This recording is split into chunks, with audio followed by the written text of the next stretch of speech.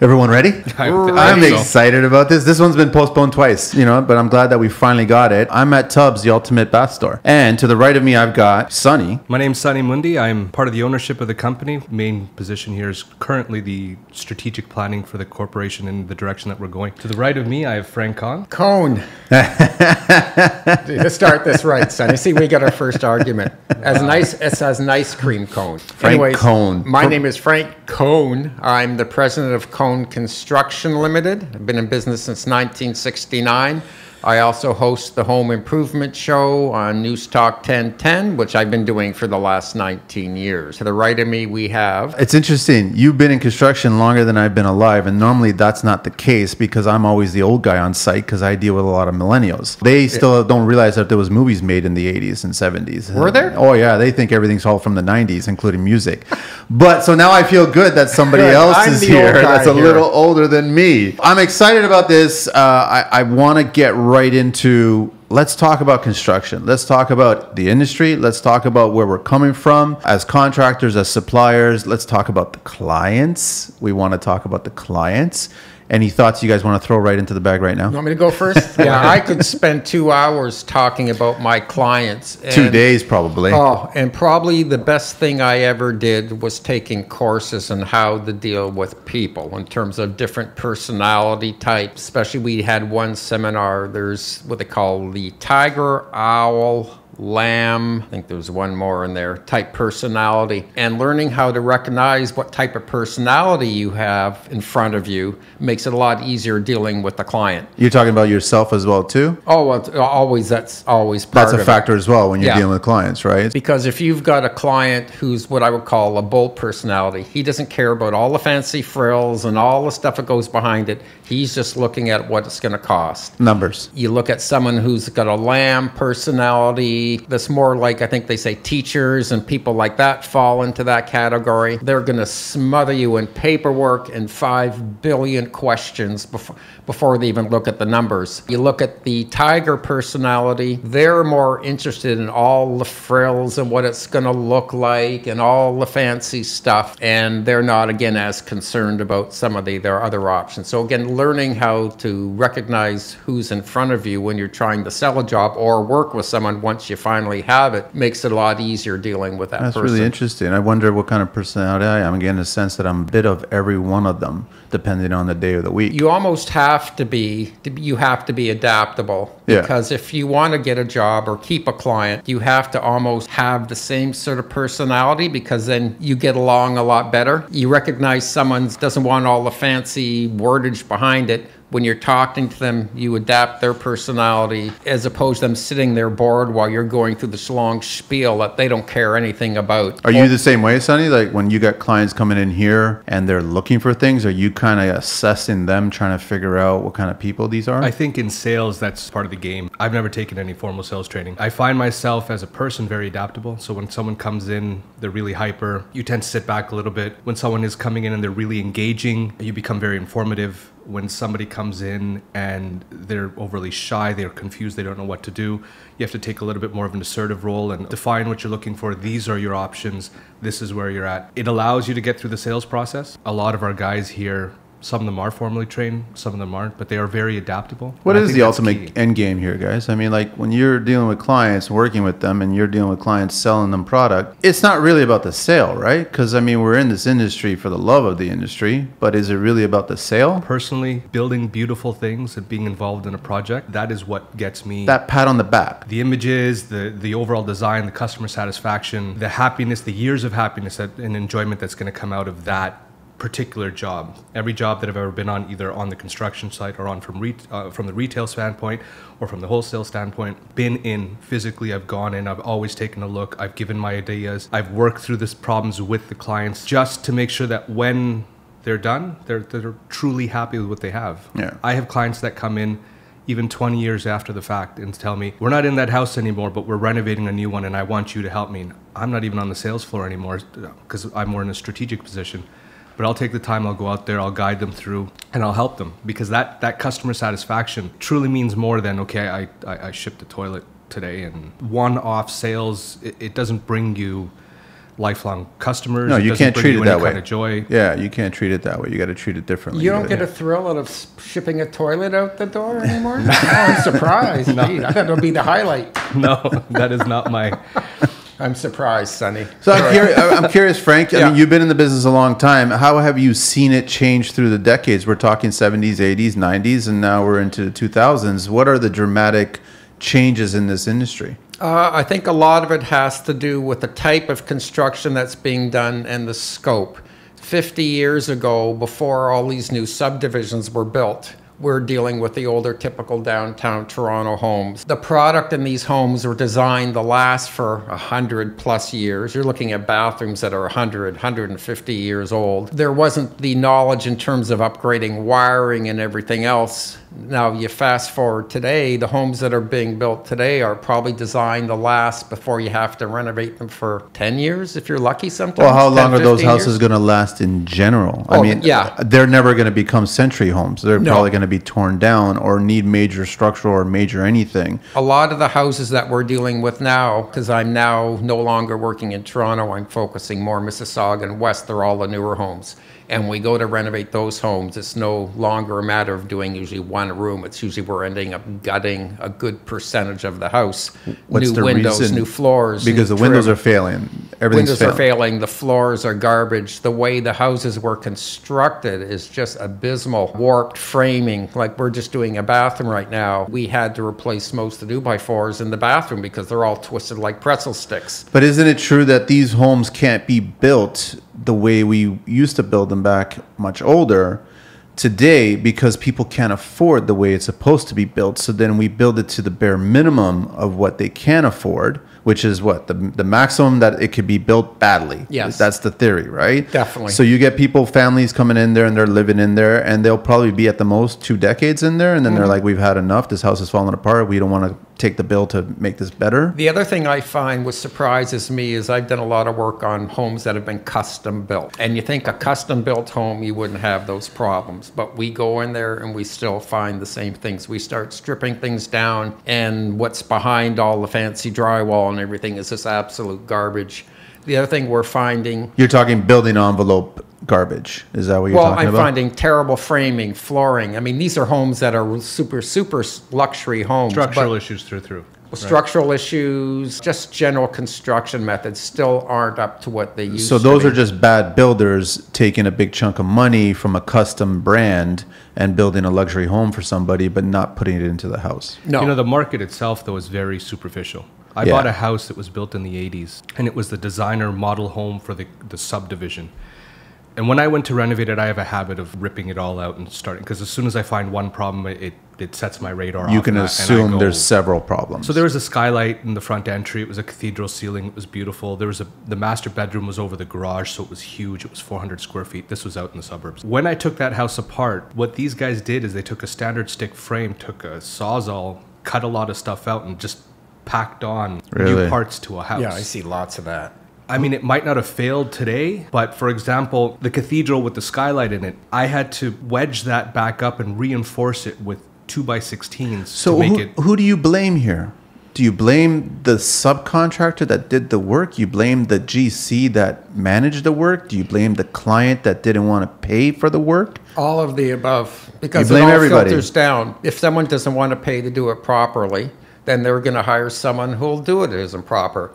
If a client 100%. hires me to do a job and they won't do it the way I want to do it, which is the proper way, then I just don't take the job. So I have a very select clientele now that I'm working for, because obviously it's getting harder and harder to find people who want to pay to do the job properly, not just for the cheapest price. But these clients are also willing to spend the money and the time and the effort on all the luxury aesthetics. Yes, the definitely. finished material. They really don't care about the bones of the house. That's just a fact, right? But Because it's superficial. Some do. Some do, but the majority of it, to create a stereotype, don't. So they don't care if the house starts to fall apart because the foundation wasn't done right, the framing wasn't done right, the insulation wasn't done right. But we all know, the three of us and everybody that cares about this industry, is that those are the things that you need to actually spend time and money on, because you don't want to change those later on. Those are going to be expensive. Well, who wants to spend money on something you don't see? This is the big problem. And the I do consumer it. isn't I'm sure you do educated it. enough. I mean, we do it, Yes. but clients don't want No. it. But I they'll mean, spend $10,000 on a granite stone kitchen I run into this all the time. They got a leaky basement. They want to finish the basement. Well, it's going to cost you 20, 30 grand to fix your foundation. They don't want to do it. They want to do something cheaper so they can do exactly like it. Then they've got the 10 grand, 15 grand for their fancy granite, fancy taps and everything. How do you else. react to that, Frank? How do you react to the point where you're working with clients and everything's going well and all of a sudden they want to start pulling back and then you get wind, we really want to buy a Wolf range. We really want to buy a Viking fridge. So you basically want to buy 2 cars for your kitchen, but you want us to save the money on the really important parts of this house. How do you react to that? It's not an issue for me because I tell my clients before I start the job, I interview them very thoroughly and I know, or I have a good idea of what it's going to take to fix this properly, and I tell them right up front.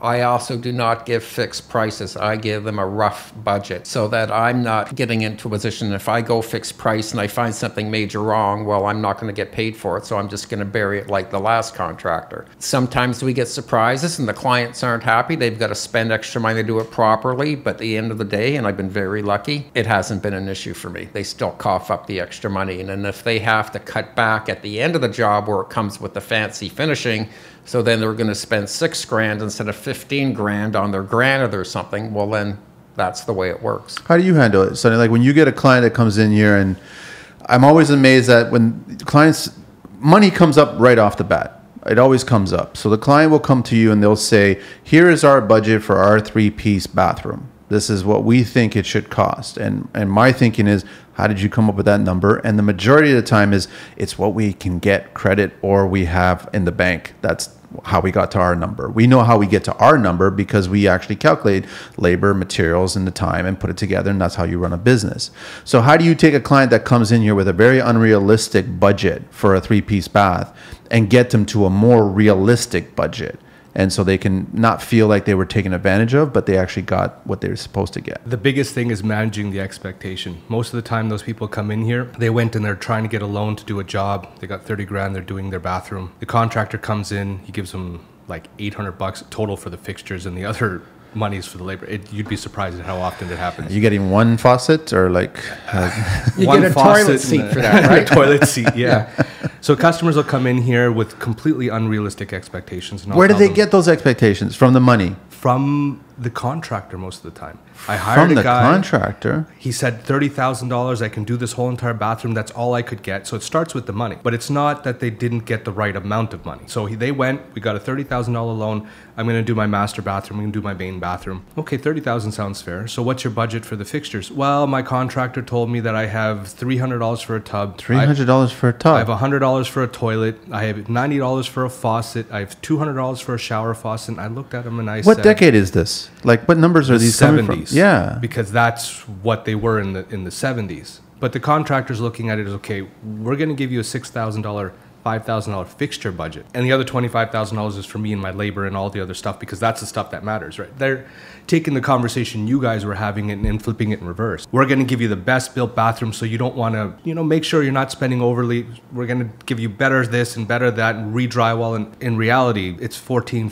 $15,000 worth of work. The rule of thumb has always been 50-50, 50% on material, 50% on I remember that rule in the early days. Was it like that too for you, Frank? More or less. More or less. It hasn't changed dramatically. It's as a very rough budget, that's what people were using. It's been the rule that the industry's been guiding itself on. It still currently is roughly the rule, even though the materials on both sides have gotten more expensive. The finishing material in the bathroom has definitely gotten more expensive. Has it gotten more expensive, or have clients gotten more expensive taste? It's the luxury aspect. Everybody wants, like 10 years ago, towel warmers, heaters was not a standard. Heated floors was not a standard. Can you say HGTV? It's the HGTV. They watch all these shows. They see all the fancy stuff. Do I want to say HGTV? Yeah, no, and they get a false sense of what Pinterest. I blame Pinterest. I blame House. I blame HGTV. I blame all the morons on those shows and lying to the consumers. I blame all that. And then we, as the guys are actually telling the truth, are the bad guys. You know, though, I don't overly blame them. They set the industry itself on fire. I blame the expectation that they set. First, you're watching the American shows, and the cost structure is completely different in the US to Canada. So, I can go and I can renovate this bathroom, and it's going to look like this, and it's $15,000 in material, US dollar. Okay, no problem. 30%? Translate that across. By the time you get it across the border and the various taxes, it's not 15, it's 20. That's the reality of it. And people don't have that guiding knowledge behind them. The other big thing is when they start coming in here, like I can build you a bathroom for $4,000. I can build you a bathroom for $40,000. The two of them might even look kind of the same, but they're not the same. You get lesser expensive tile, ceramic instead of porcelain, thinner material instead of thicker material, or thicker material instead of thinner material, depending on the type of technology you're talking about. You're getting pressure balance systems instead of thermostatic, but the trim plates kind of look the same.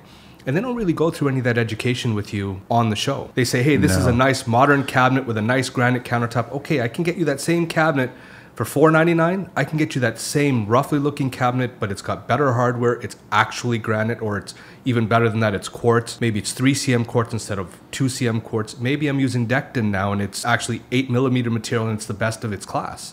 Is that a double edge for you here? Because I mean, I love walking around here, and I love all the options because it's like grocery shopping. I went in just to get, you know, a handful of bananas, and before I know it, my cart's full and I want everything that's in that cart. So when you get a client, they start walking around here, you go, yes, you can give them a bathroom that's $5,000, you can give them a bathroom that's $50,000. Once they've seen the 50 version, are they locked in that version, and then all of a sudden they don't want to see the 5 anymore because they feel we compromise? Yes. So how do you get them out of that and get them back into reality budget land? Back into managing the expectation. So when I deal with a client personally, they come in with this $3,000 budget that their contractor gave them for a master bathroom, and there's got to be a freestanding tub in there, faucet in there, there's got to be a thermostatic shower system. $3,000? Yeah, it's unreal because the contractor's really trying to take too much of the pie.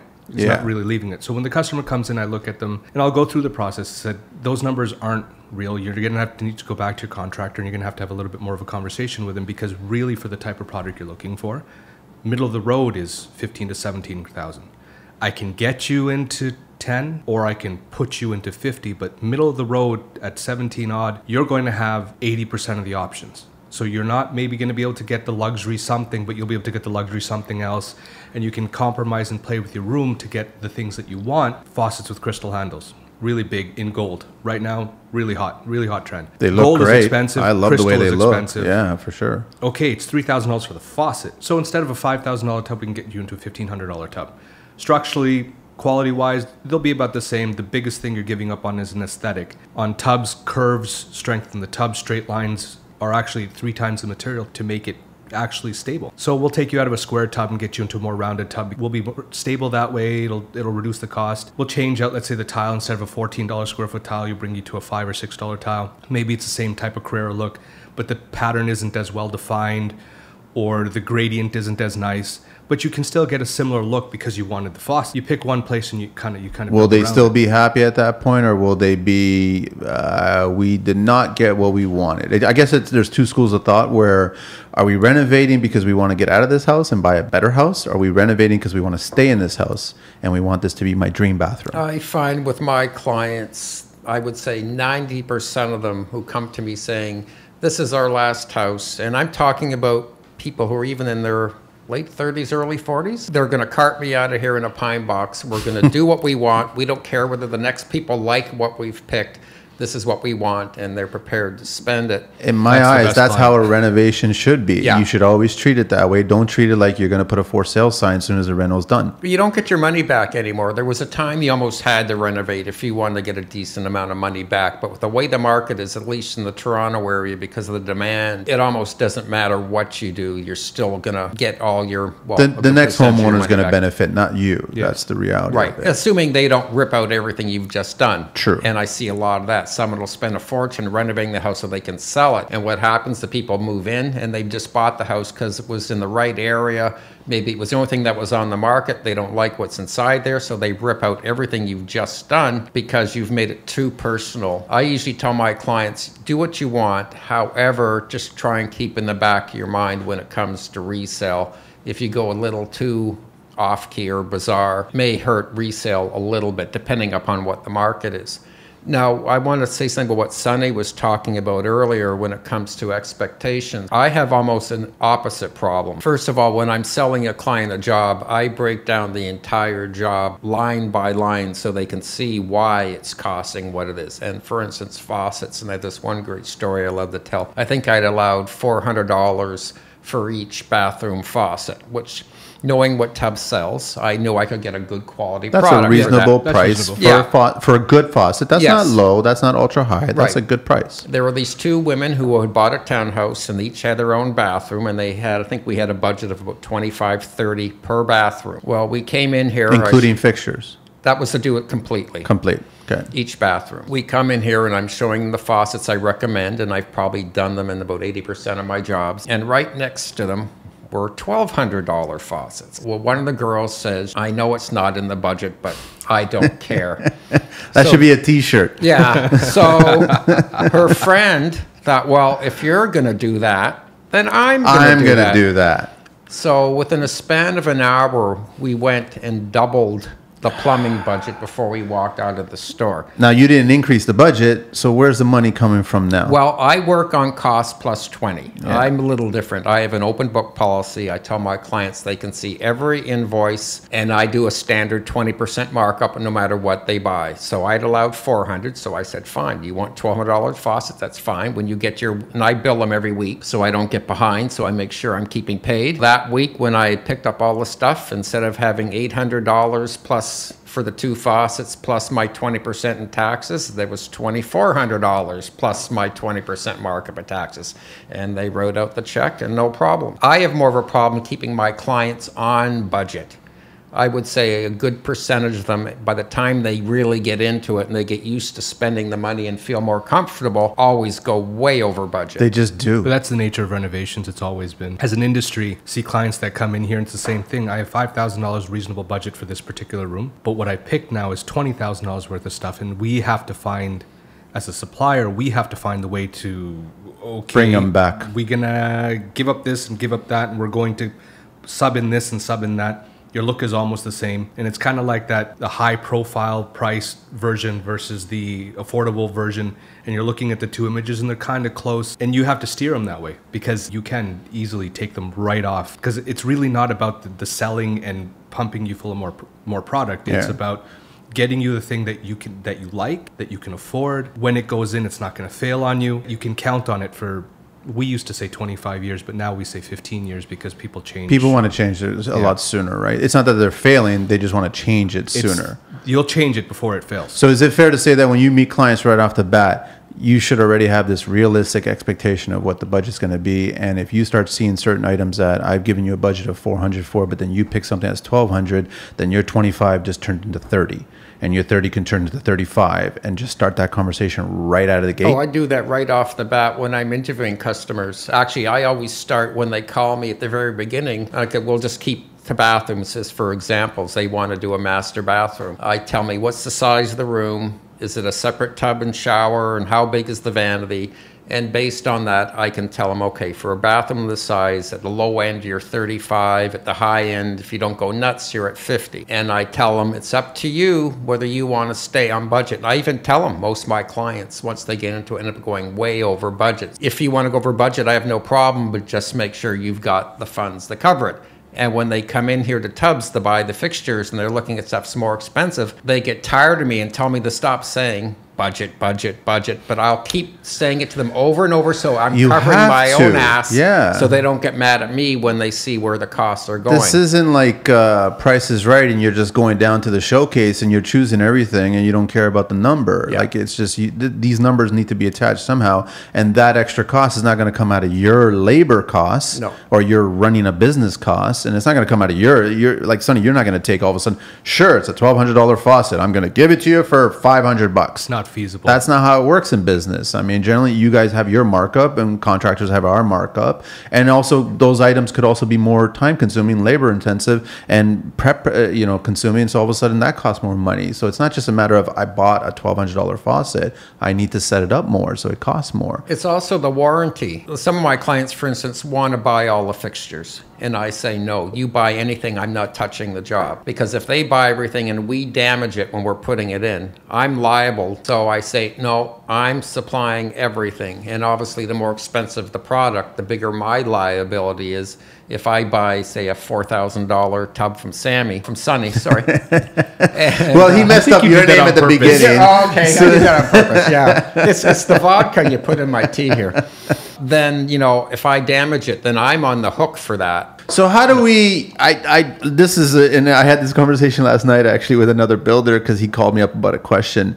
And I said, basically the end of the conversation was, I fucking hate clients. I just so fed up with it, right? And I just said, how do I educate clients? How do I make clients understand where we're coming from as professionals? How do I do that? And he just responded by saying, if you figure it out, Manny, let me know. Retail is got to be the worst business to be in. My family's been doing it now for 30 years. Hopefully we'll still be doing it in 30 years. The biggest issue we face is exactly that. The biggest transition we're going through right now is dealing with exactly that, because everyone can pick up their phone and go on Amazon and order something, and who knows if it's right, who knows if you can return it, who knows anything about it other than it shows up and here, put it in. Oh, other than the number is exactly right to what they want to pay for. My $1,200 faucet was $11.49. But what shows up might even be the right product, right? I ordered this faucet. I saw it at Tubbs. I saw it on the internet. There was a $30 price difference, so I ordered it on the internet. What part's missing? What's missing? Who's going to service it? Who's going to take care of it? Who's going to tell you if that was even the right thing to buy in the first place? You know, you were talking about the margins earlier. The point of retail is to make sure that you get the right item, the right package, the right grouping of product to work for your lifestyle, for your ideas, for your personal desire. As a company, we're having to go through that change now, and it's not easy. It involved us actually taking everything that we've been doing for 30 years apart, analyzing every little component of it, and figuring out how to put it right back together. That's what I like about suppliers like you guys, and you know this too, right, Frank? Yeah. It's just you built these relationships over the years. If an item does, for whatever reason, show up and there's something wrong with it, we know we can make a phone call, we can send an email, we can have a conversation, and we go, listen, there's something wrong with this product. And you as a supplier is going to turn around and go, no problem. I'm going to order you another one. You're going to get another one. You return the other one, and it goes back to the vendor, and that's it. Clients don't know that these relationships, we built them. We built them for this reason. We want the ball's going to drop, and we want to be able to go back to the supplier and pick it up. One of the reasons why I deal with Tubbs, and I'm not saying this, you guys don't pay me. I mean, I've dealt with a lot of plumbing I don't see any money on the table right now. No, nothing at all. No checks. I've dealt with a lot of big companies in the past, and my biggest concern was they're quick to sell me a product, but when there's something that goes wrong with it, I have all sorts of issues. I found with Tubbs, especially because I deal a lot with Pierre, who's your general manager, and he is just mind-blowing. He's phenomenal. I come in here with a problem, it gets taken care of immediately, be it a repair work, replacing it, or I know we had one issue, you guys were custom making some faucets and there were design flaws, so he took the product, they redesigned it and gave it back to me, solving the problem, and I've never seen any other supplier do that before. But that's the respect that you want, and this is the relationship that we've built, but the clients are not aware of this because they're so fixated on that number that they found online. Exactly.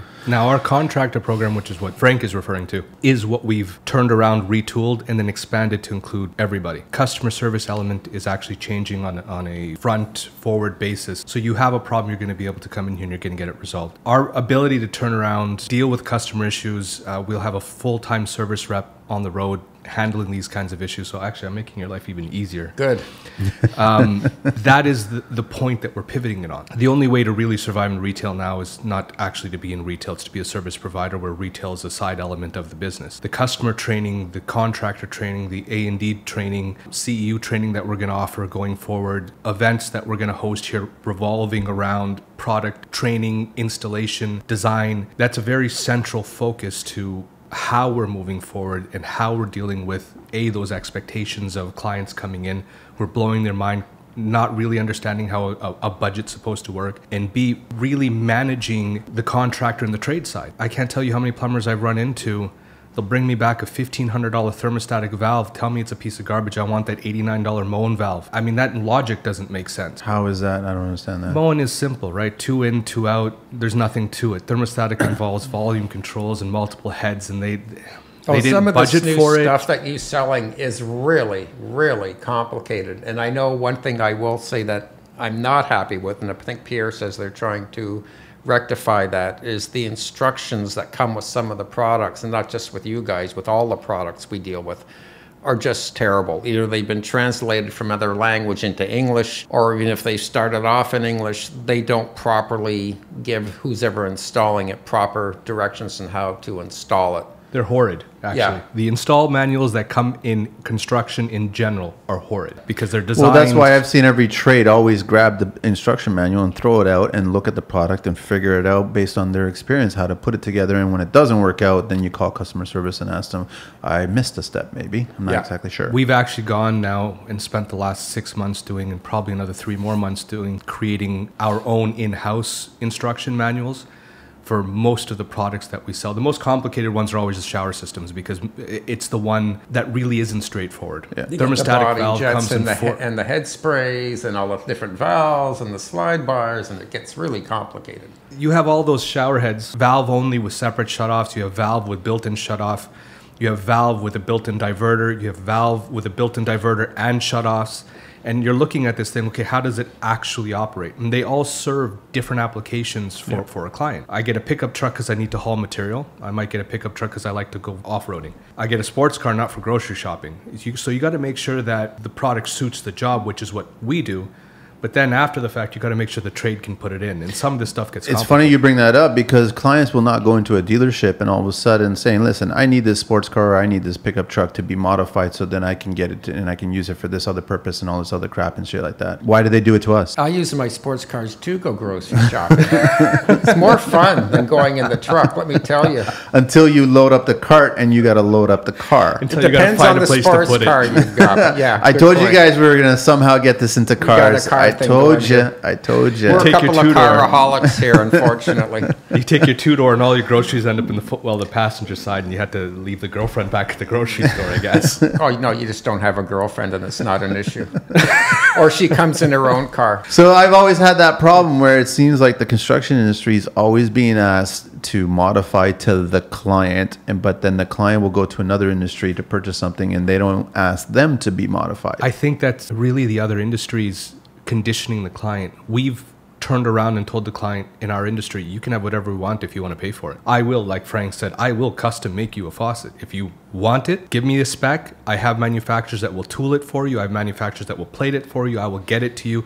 It might take me 16 weeks to do, but I can do it. You can't really do that with a car. Okay, you have the option of 5 colors, some different rims, and maybe you can get it with a sunroof. Unless you're going to a custom shop, dropping this car off and telling them to rip it apart and put it back together, you're not going to get that custom experience. In construction, we've been tailored to think that I can build it however you want. It's just some stick, it's just some screws, it's a little bit of board and some plaster and some tile to cover it. Just tell me what you want. The problem is that we haven't also educated the client to tell them, like the car, if you go buy the $30,000 car and then take it to, I don't know, West Coast Customs and have them rip it apart and put TV screens everywhere, that's now a $150,000 car, not a $30,000 car.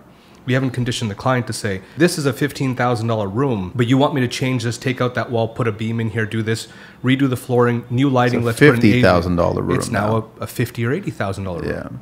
Yeah. And we haven't had that, I don't know, the intelligence to carry that message. So these hard messages should start right from the get-go. They have right from the beginning. Because otherwise your expectations not managed. Meet the client. What's your budget? That's not realistic. What are you looking for? This is realistic. This is where you may get off the rails and this is where you may end up. And that's your first meeting. This is why you have the fly-by-night contractor issue. Because they say yes, yes, yes, no yes, problem. Yes, yes. And all of a sudden. Money runs out, I'm gone. Gone. New name on the side of the pickup truck or side of the van.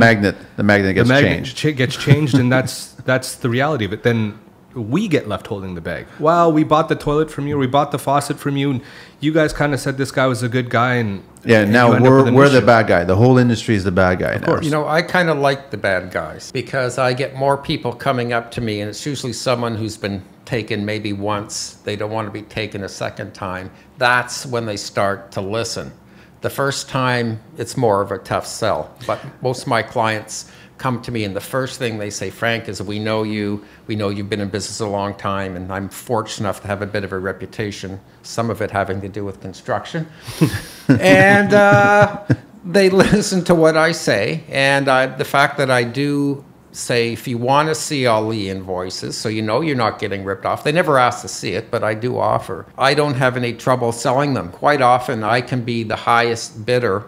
Usually I'm the only bidder, but quite often, even if I'm the highest bidder, I still get the job because I can prove to the client I'm more knowledgeable than the competition. I walk them through every step so they understand why they're paying the more money. And once they see that, they usually, assuming they can afford it, don't have any problem. What about the clients that feel that they're more knowledgeable than you because they've watched all the shows and they've read all the blogs and they've done whatever research they listen to their family members, or their boyfriend or girlfriend is a part-timer contractor on the side? I get that all the time. What about them? I just educate them properly. Or occasionally the client will come up with a point, and sometimes they're right. I mean, nobody can know everything. Of course not. You're learning every single day. But I do feel strongly that I can say I know more than my clients. Yes. When it comes to construction. I have clients who will spend months researching certain individual products that they want. And it may be a product I've never seen or not familiar with, and they'll educate me on that product. And if they can convince me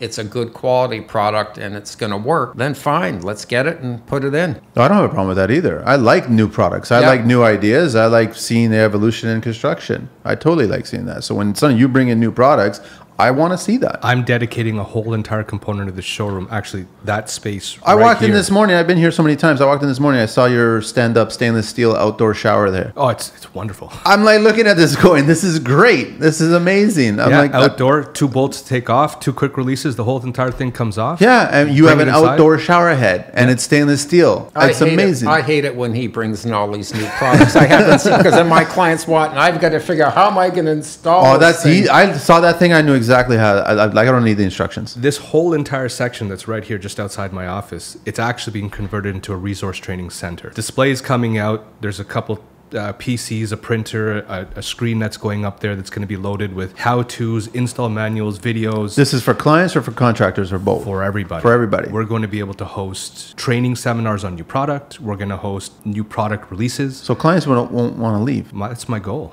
Home theaters are going in. But then the budgets are going to get so high. They're going to get nervous. That's okay. I'll even roll out of bed. They can sleep here if they need to. One thing you haven't done, and I know Pierre's followed some of my recommendations in terms of what you're doing here, is for a lot of the contractors who come in here, how about a manicure and stuff? A little section where we can sit back, get a little spa, because you know what we You know what? Frank's got a very good point, because I've been seeing a lot of sandwich boards, and, you know, our MT, massage therapist, registered. That's not even that bad of an idea. That's not a bad of an idea. In the middle of your workday, spend an hour, and while the clients are looking for products, the contractor is getting a massage. Like I have a cafe going in here. That's amazing. Coffee, sandwiches, so that you can take some time off and tea. I hate in your coffee. Case, tea, yes. Yeah. I'm an espresso guy, so as long as you have that espresso, I'm good. You can sit here and even decompress. Actually, the middle section of the showroom right here in the front is converting into a community center. And it's not a sales zone. It's where people can go and get away from actually the industry. They need to do it. They're in it. They have no choice, but they need to get away from it because that's the nature of this. There's TVs. There's, like I said, there's some fireplaces going in. There's a home theater that's going in over here. You want to help them visualize their reno as best as possible before they actually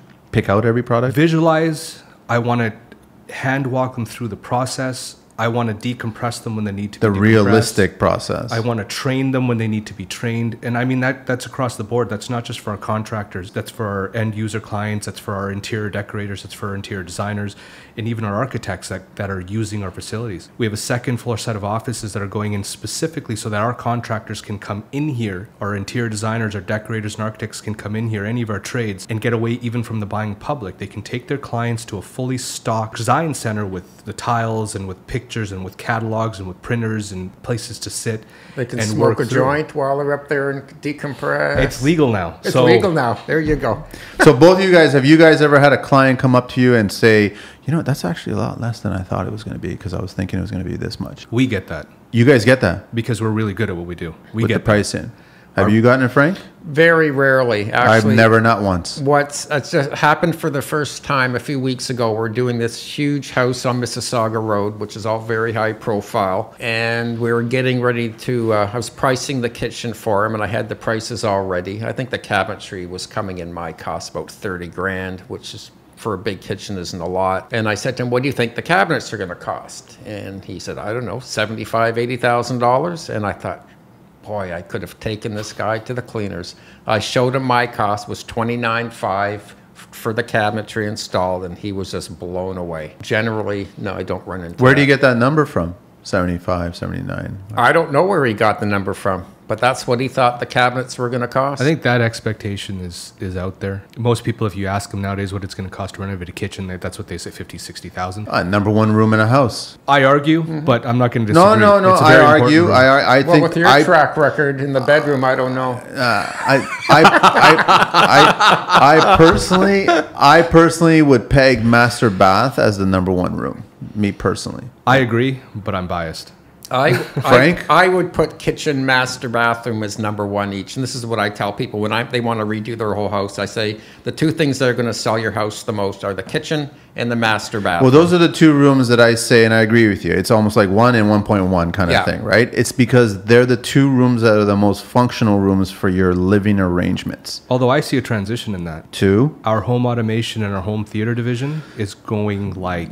10 years from now, that's going to be the norm. That's just going to be the norm. It's not going to be a switch anymore. It's going to be a command center. It's going to be, everyone's going to want that stuff. I've seen it already. When we go into the big projects that we're speccing, the bigger budgets, instead of being on kitchen and bathroom, they're all now going to technology. Home automation, centralized control, home theaters, audio equipment, I video love all equipment. that stuff. I love all that stuff. I'm starting to see houses that are coming through. We're a box retailer. We're a high volume retailer, so we don't normally get those crazy jobs. We get the average ones. I'm starting to now see people speccing $150,000, $200,000 budget to put that in. It used to be 5 years ago that, okay, we're going to do a small home theater and a couple light switches and control that light and maybe something from the phone. I have a $30,000, $40,000 budget. Now I'm really starting to see that change. Pre-wire guys are going crazy putting this stuff in. The technology itself has shifted. We're not having to pre-wire as much. This is going to hurt us as the amount contractors. of money my clients spent in the past pre-wiring their homes for the smart home, only to find out 10 years later, and even less than that, all that wires that's in the wall is garbage. Obsolete. It's all obsolete. The technology has changed, so we don't need to pre-wire. But the problem is these clients are signing off on $100,000 for home automation, and then that money's got to come out of somewhere. So now you're going to go back to the building envelope, you're going to go back to the framing, the foundation, and they're going to start dipping little amounts out of every single one of those line items to compensate for that line item of home automation. I would agree with you because I think that's how most contractors do it. But I'm not sure about Frank's position, but I believe his position is the same. That's something when they come in here, we tell them, this is not in your budget as it stands. This is something new. You decided that you wanted to take what we were offering and add a big thing to the side of it. You're going to need to come up you've with taken your funding. contingency money and turned it into your home automation line, and now you need to find another contingency line. Well, generally, clients that the Sonny's talking about, money isn't an issue. And there are a lot of clients who have a lot of money to spend. So to drop $150,000 on a home entertainment room for them is pocket change. I haven't met a client problem. like that yet. Money's always an issue. Money's always... It may be an issue, but they still have it. No, I agree with you. The money's always there. It's just a matter of where's it going to go. Personally, I'll never let the building suffer for something aesthetic. I believe I was telling you about this job. It was a house built in 1887 in Brampton where we had to underpin the basement. It was a full reno. They wanted to keep whole components of the home unmodified, but we had to change the heating. We had to put in forced air. We had to put in air conditioning. We had to reduce a lot of electrical. The plumbing system had to come out because the way that it was spec'd wouldn't work for the client's lifestyle. These are all important things. Their original budget was $70,000, and in that was supposed to be a kitchen, 2 bathrooms, and some hardwood. Wow. Which was good because the house isn't large. They ended up at over 210, and I believe that. That's because we moved the bathrooms around. We had to underpin, and when we underpinned, we had to redo the whole entire water collection system, right? Yeah. Because our underpinning was 3.5 feet. Oh, that's deep. As you know, we were over 4.5 feet on our excavation. All the waterproofing had to change. You're hitting water table at that point? Or you didn't hit it? Particular house was sitting in literally a clay pot. Oh, wow. Okay. So any water that collected in it stayed in it. Yeah. It was a pool. And that's Ontario. It's all clay. You run into that almost everywhere. Mind you, the home itself was the original founder of Brampton Brick. His factory used to be just behind his home. In the good old days, the reason was there is because it was clay. It was easy to pull When I heard about that, I was amazed that we had it in our backyard. I was like, this is great. We can use this to make bricks. It's shitty to build a house, but it's great for making bricks. I have more complaints about the Brampton clay brick that they used to advertise being so great on my show. People are calling me constantly. My bricks are spalling like crazy. My house is 20, 30 years old, and the bricks are all deteriorated. What kind of brick do you have? Clay? Well, you want to re-brick your whole house, or you just pay a masonry to come in every 5, 10 years and replace and fix your bricks. Not much else you can do. When we took that house apart, we removed a ton of clay and clay brick just to get down to the right level. That particular house had a stone boulder foundation. So when we had to go down the 4.5 feet to get our proper height requirement, we had to pour a bench foot, and we underpinned with a slight bench just so that we made sure that boulder didn't move. Once it was all said and done, the client was looking at me, well, you said it was maybe going to be 50 grand and we're at 70. And I said, well, these are the 7 issues we hit. And I informed you throughout the whole entire process. Their complaint was on the surface because they knew why. They were just venting. Because their whole entire project went over budget, but they kept expanding the scope of the project. Because underpinning's not pretty to look at. It's not the countertop. It's not the plumbing fixtures. But when we did it, it was done right with the waterproofing. That basement is still currently as a builder, you were proud of it. You were proud of the work, and you know that this structure is going to stay a very, very long time. Plus, you got a really high basement now. It's bone dry to this day. It's been a year and a half. It's been exposed. The house is finished. They're living in it. 100+ years ago, people weren't using the basements to live in. They were just storing it. They were never designed for. Well, I think North America is very, or I should say Canada is very unique. You go to the States and most of the builders don't have basements there either. No. But one of the reasons why I got a working in Toronto was for what Sonny was just mentioning, because all the homes had the field rubble type foundations. Yeah. By the time you fixed their water leaks and got rid of the old lead plumbing and everything else the asbestos that's in there, they had no money left to renovate. So fine, I'm working in the suburbs, and you may get the odd foundation where you got some cracks that you got to fix, but people have more disposable income to pay for the bling than someone who's renovating an old house in the city. Yeah, there's no way around it. When you touch one of those old houses, you double your budget. That house, every time we open something up, there was another problem. But clients can't point the finger at you because of this. This is your house. You chose it. We're just discovering the problem, and we're not supermen, so we can't see behind things. So we have to discover the problem, and now that problem became your problem. My salvation's always been transparency, just like yes, Frank. Definitely. This is what it is. This is how it works. This is what we're doing. We're going through this element by element, and I'm going to tour you through this job site continuously so that you understand why I went where I went, so that you're not hitting a point at which something becomes a surprise.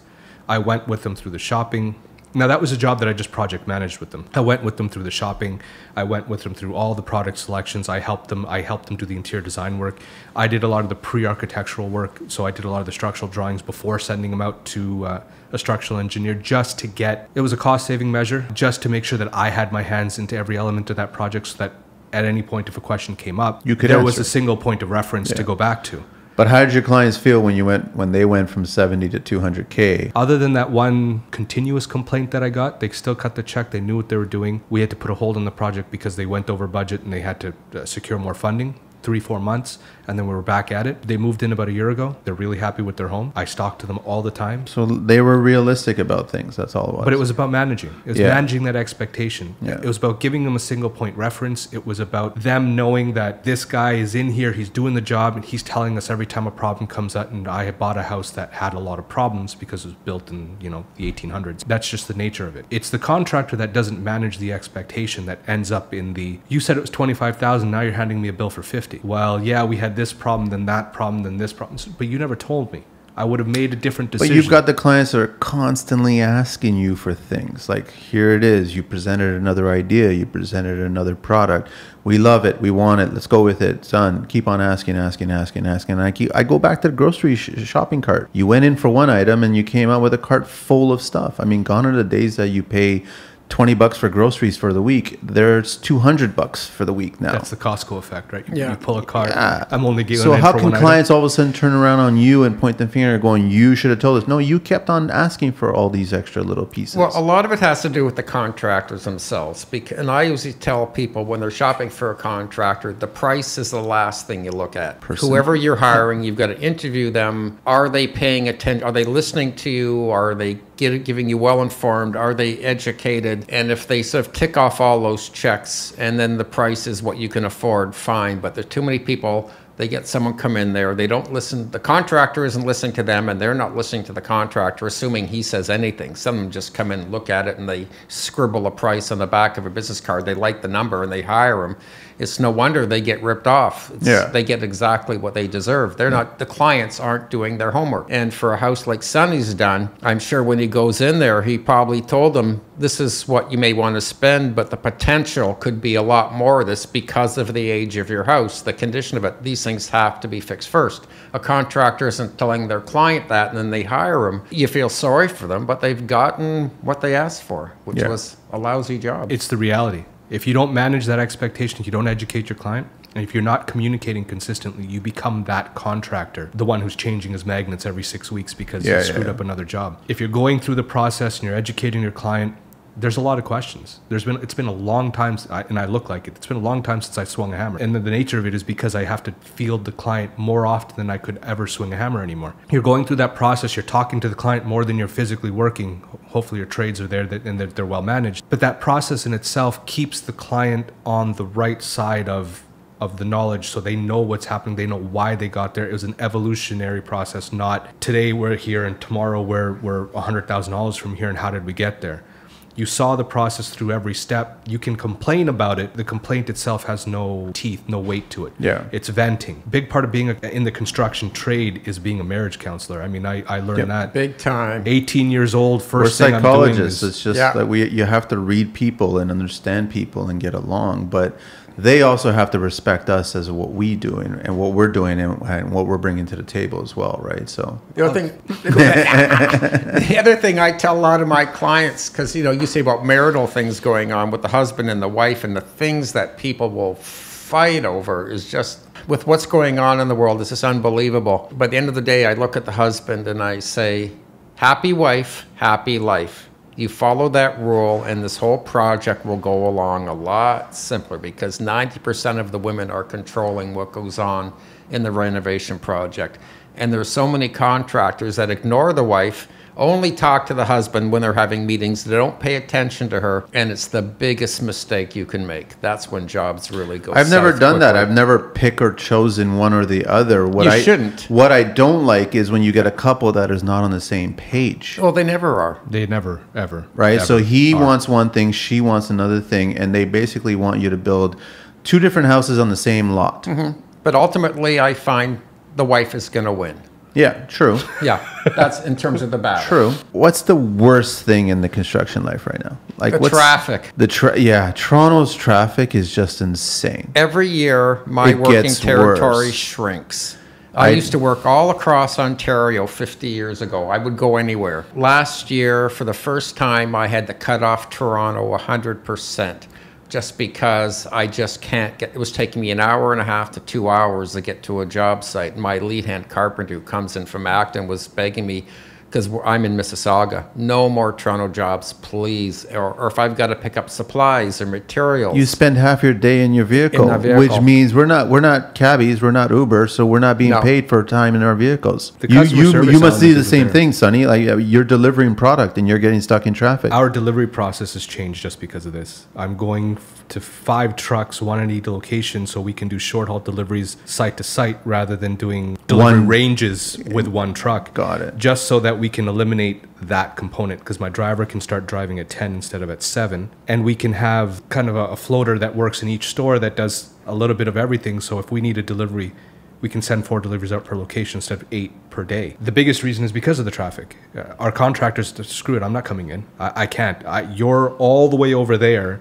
My job is all the way over here. I'm not driving from downtown Toronto to They're doing the math. They're going, it's going to take me X amount of time to get to you. It's going to take me X amount of time to get to the job site, and I'm going to lose my day. It's 6 hours. Yeah. An hour and a half to go, then you're here, then something comes up, then you pick up, then you finally get back. You've lost your momentum. By the time you're starting to swing the hammer again, the day is over. Our delivery process is changing just because of that, so that our people can call and say, hey, I need to get something. I forgot to pick it up. What can we do? No problem. I'll have it there in X number of hours today or tomorrow morning. You don't need to worry about it, because the traffic issue in the city is it's horrible. It's brutal. I live in Brampton. Coming to here at certain times of the day is 21 minutes. At other times in the day, it's 90 minutes. Contractor friend of mine gave me a great suggestion, which I thought was really good, but it will never happen. Never. He felt that the HOV lanes should be open to contractors. That's not a bad idea. I think it's a great idea. I think it's a wonderful idea. But the problem is that not most contractors, they don't carpool.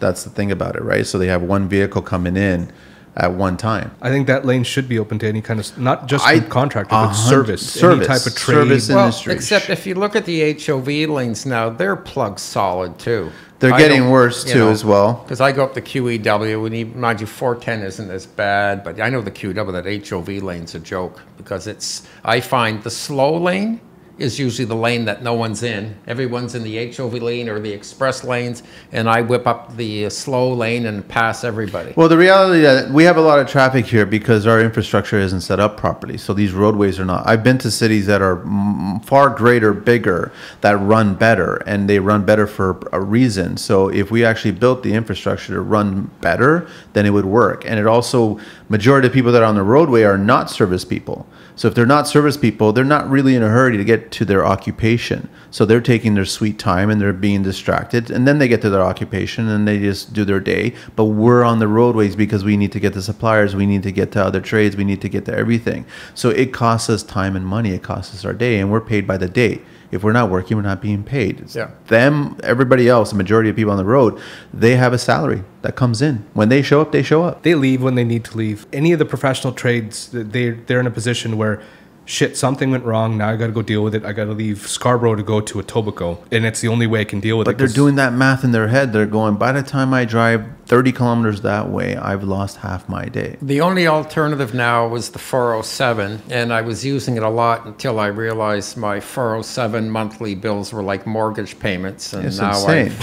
It's and they just raised their prices. So yeah, and I felt that one because our delivery truck I've had the joke about doing an image of me at a bus stop with all of my power tools beside me and trying to load it up on the bike rack in the front of the bus because people think that contractors should take the bus or something like that and be more green. And I'm like, how are you supposed to do that if you've got a bunch of tools and a bunch of gear and a bunch of equipment or material? You just see a bus, TTC bus with 10 sheets of plywood or drywall on the bike rack. You can't. I would love to Photoshop that and post it and go, not everyone can use public transit. That would be a good thing to do. A pickup truck or a Sprinter or a Transit is a much better vehicle for a contractor. And contrary to popular belief, the green aspect, you get a lot more stuff transported in one of those than if I sent a 5-ton truck out. Of course. You can shrink the size of the vehicle, and a lot of people don't understand that. Going to a pickup truck or you know, a multi-use van saves a 5-ton coming out, saves a semi coming out. Is that what you're doing here? You've got smaller vehicles that are bringing We're transitioning everything from large vehicles to smaller vehicles. The large vehicles are only going to be used for heavy deliveries, tile, like because we're getting tile deliveries, 2-3 skids going out. You can't put those into a van. Or they're going to be used mostly for transit. So we're transferring product from location to location in circular routes just because those trucks are always full. A lot of deliveries don't go out that way. One skid, it only fits into a corner. One bathroom only fits into a corner in one of these trucks.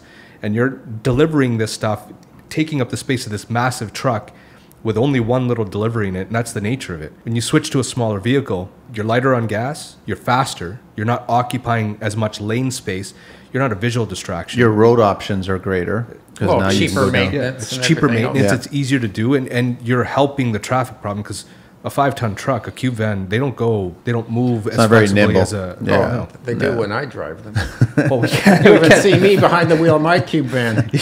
If you've ever seen me drive the Hino, you're right, but I'm not allowed to let my drivers do that. I've got like one more bone to pick because we're just past an hour now talking about, like, I know the three of us could talk for days about construction, right? I want to pick on the TV shows. Okay, where do we start? Who do we pick on first? Would the world be... said we only have a little bit of time left. That might turn into an hour or something. Podcast. But would the industry be better if they didn't exist at all? I would say 50-50. 50-50. They've done a lot to get people into the mood and to renovate, because this, I think, is partially what's caused this huge explosion of people doing what they're doing. But they've lied to people. All right, well, that's the other 50%. Yeah. They've got people motivated to do something, but now they've educated people improperly in terms of how to do it and what it's going to cost. The TV shows are kind of like the environmental movement. A lot of people in both movements, they lie, they don't tell the truth.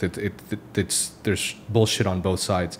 But they put a spotlight on something. Most people will take that spotlight and get something from it and expand. I don't believe our industry is worse off with them. I believe it's caused us more problems, but I believe the industry as a whole is probably better. You've put the spotlight on renovation. You put the spotlight on watching out for bad things. You put the spotlight on structure ahead of aesthetic. You've put the spotlight on maybe this 1952 house that I live in should be updated.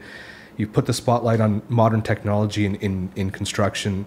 You've put the spotlight on, hey, this is the old way of doing it and this is why it's better. You've given someone information to start a journey. Without those TV shows, we would still be back in the 80s. Those are valid points. I think it's also inspired some of the younger generation to get into the business where they wouldn't even have thought about it before. Wow, there's another bone that I have to pick, man. I know.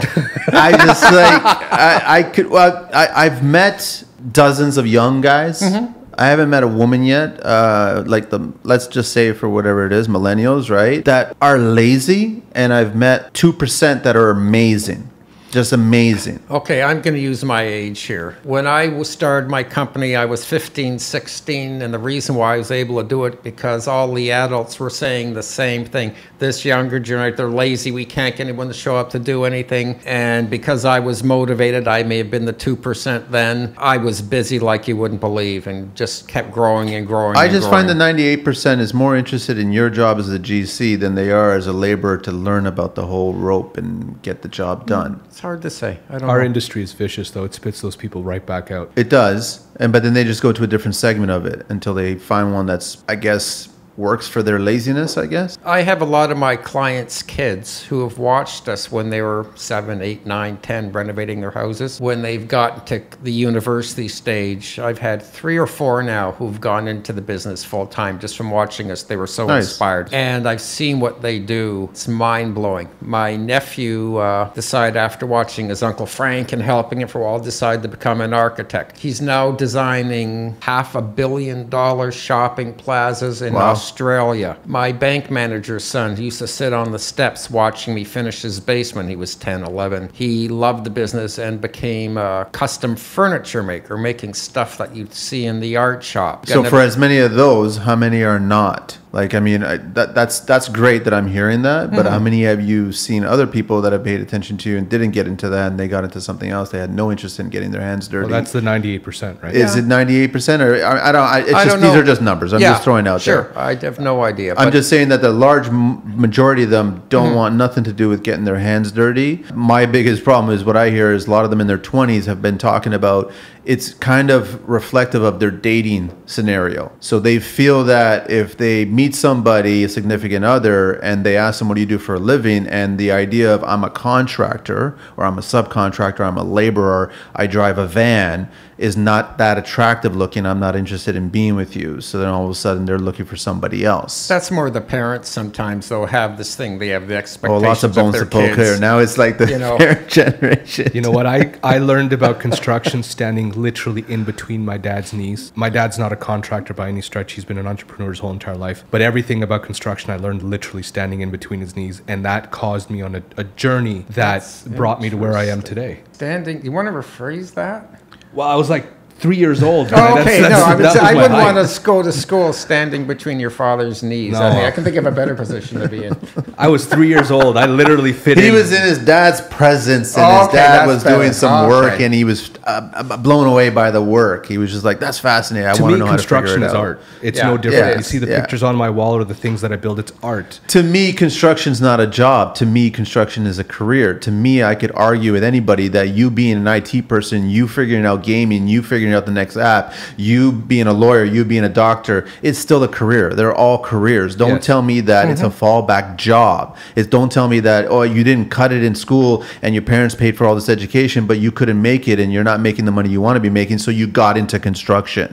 It's not a fallback job. To me, construction is a career. And the moment that the majority of people in construction look at it as a career, they will take much more pride and they will want to build a brand and they will want to back their words, and then all of a sudden they are a professional now. And I can't even argue with that. Yeah. That's to me, that's how it is. So it's the 98% or whatever. It's the other guys that are thinking, nope, I want to be making a shitload more money doing IT or something else other than that. But we have to think about these big corporations in our city, other cities, Ellis Dons and Minkins and Mattamy and all this other stuff. They all started as renovators. They all started as laborers. They all started somewhere swinging a hammer. Yep.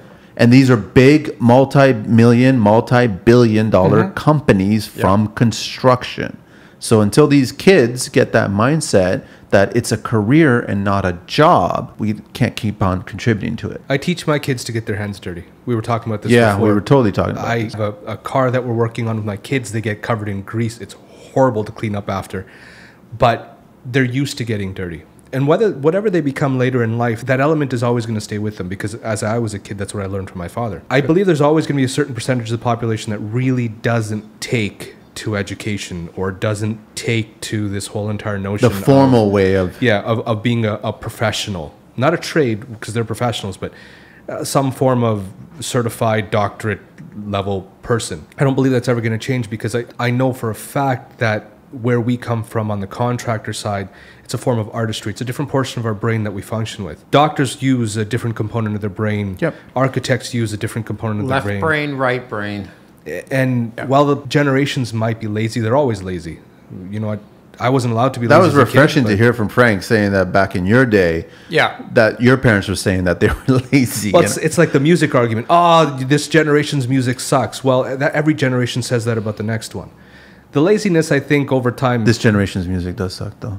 A lot of it does. Yeah, I'm not even going to argue with that. It's a rehash of what was good. That's all it is. Yeah. But I think that a lot of those people, though, they come around out of force. Sometimes it's a need-based thing. Sometimes, like when I was growing up, it became inspiring. In Frank's case, he's talking about people he's inspired. In other people's cases, it's my doctorate didn't work out, and now I need a job, and I got a job swinging a hammer, and wait, you know, I'm kind of good at this. Our education system doesn't prepare you to actually go to where you're good. It prepares you to be something that you might not actually end up wanting to be, or something that doesn't suit you. Probably why depression is a major problem nowadays. But my mother wanted me to be a proctologist. She always told me there were a lot of openings, so I don't know. I found out it wasn't all it was cracked up. But to be, so I went to occasionally, construction. but occasionally in construction, you still deal with a few assholes, don't you? Oh, big time. Yeah, that's what I thought. So I'm known for, actually it's funny because I'm known for working on toilets and stuff all the time, so I don't know. there is a connection there. Somehow Yes, there's somehow. a roundabout you got to That's it. proctology. There you go. proctology in a different light. How do we want to wrap this up? Because I know there's more that we can talk about, but how do we want to wrap this up? Goodbye. 2 cents to share from all of us? This industry is changing. It's huge. And the transition... Embrace especially- the change. Embrace it, add to it. Changing to a completely different light. There's a completely different light being shone on it. I believe that we're going into artistry as opposed to being a trade. I don't necessarily think that the negative element of being a trade is going to be as big of a stigma as it once was, because It was bad in the 80s and 90s. It was bad. It was. You want to know what the worst was? A plumber, right? Who wants to work? Who wants to be a plumber? That's not the pipe that I want to be dealing with. No. But I think that stigma itself is changing, because I believe the artistry of our industry is coming out, and I truly pin that on the TV shows, which is why I say it was a They great... started It's more glamorous now. It is. It's a fashion industry. Now you can look at it, you have an expensive phone, I have an expensive car, I have an expensive watch, and it's starting to get to the point where I have a beautiful home. I just have a flip phone. You still need email. I'm going to teach you. No how to use that email, one no day. computers. There's lots of people who don't do emails. I'll tell you something quickly here. Probably going back about 20 years ago, I was at one of the meetings at the Home Builders Association, because I've been involved with what now known as BUILD, the Greater Toronto Home Builders Association. And we had someone giving us a seminar about, this is when the computers were coming in, and said, you're not going to succeed in this business unless you're computer literate. I do have a left brain, right brain problem, which is why I don't have a computer, and people can't seem to accept that as an answer. There was no way I will ever have one or figure them out. So I figured construction's probably the only job I can think of where you can be successful without a computer. I couldn't get a job at McDonald's because they have all this computerized cash registers. That motivated me probably almost more than anything else to be even better than I was to succeed, because I knew if I failed, I'd be screwed. I'd have nothing else I could do. But they're doing interesting things now with computers on construction sites. Yeah, but I can That's what I still love do about what it. everybody else is doing, True. and as good, if not better, without it. True. And if I needed something on the computer, all my clients have them. I say, I need something from the computer or some information. They look it up for me, and I don't need it. We print it for him. He Or- comes in here, I need some specs. Right. Can you please give them to me? No problem, Frank. Here it is. Here's your whole entire package of specs. The best are the pictures you give me off the computer, though. Oh, those are the best. Yeah. I would really like to see clients have more realistic expectations. That's it. I don't know how it's going to happen.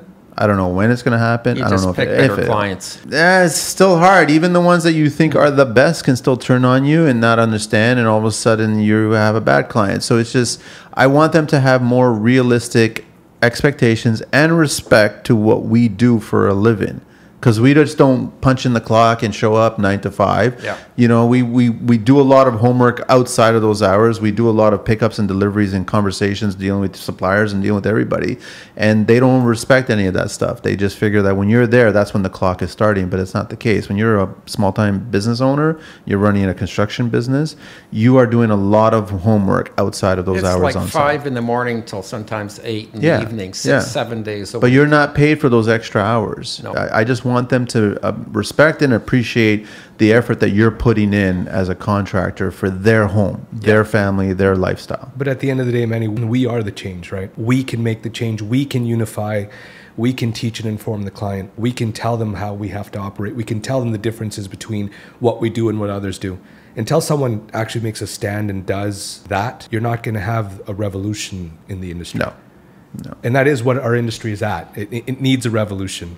You know, we need we need one of those 70s moments where everyone is transitioning. But we're up an uphill battle here because you have a lot of the fly-by-night magnet guys, cash job contractors, and they'll always compare us. They've always been around. And but the clients will always go, yeah, I understand your price is X, but I've got another joker here who says he could do it for half as much. And you know what? I don't care, because that saves me a lot of money, because someone who's going to hire someone like that isn't the client I want. No, and I agree. I'm the same person, right? We have to stand with integrity. Goodbye. You go hire them. I'll go deal with someone who's going to. What's going to happen when everything goes wrong and now you got to try to find them and get somebody else, right? It's a hard lesson. It's always the case. You do something, you think you're going to save some money, let's do it like this, and it fails on you. I don't care what element of your life you want to apply that to. Could be buying dishes.